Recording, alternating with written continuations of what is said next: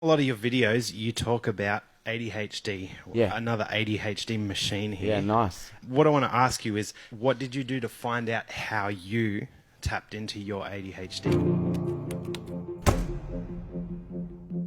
Self-awareness is the key. Get to know you. Get to know you.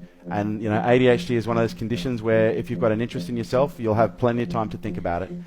Plenty of times to get to know yourself. And it can be quite confronting. I was very lucky that I started developing a level of self-awareness at a relatively early age. I was aware that I didn't concentrate at school like everyone else. I was aware that I got into trouble at school more than anyone else. I was just aware that I was very different, and my conscious awareness of my difference not only made me feel weird, but it developed a level of self-awareness that I didn't realize was actually quite fundamental in my growth.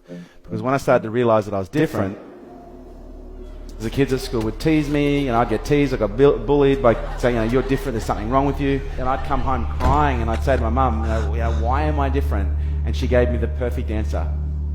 She said, because you're special. You're here to do something great, and don't ever forget that. I started to go, well, how can I use that to my advantage?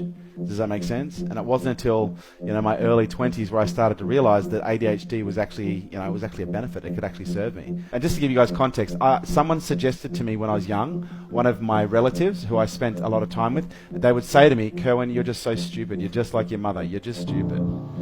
Literally, at a very early age. And as a result, as a consequence of that suggestion, I failed every single subject from year 1 to year 12.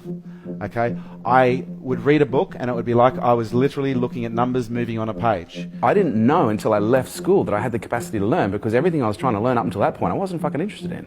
The way I was classified or measured for intelligence at school was your ability to recite and remember the things that you're being taught. And I was fucking terrible at that stuff because I wasn't interested. And then all of a sudden one day I pick up a book at the age of 23 called The Magic of Thinking Big, written by Dr. David Schwartz, and I finally read something that I was interested, right? And I remember reading it and going, wow, I actually remembered the chapter that I just read. Oh my God. And I remember finishing that book, and then I literally had this realization. Maybe I'm not stupid.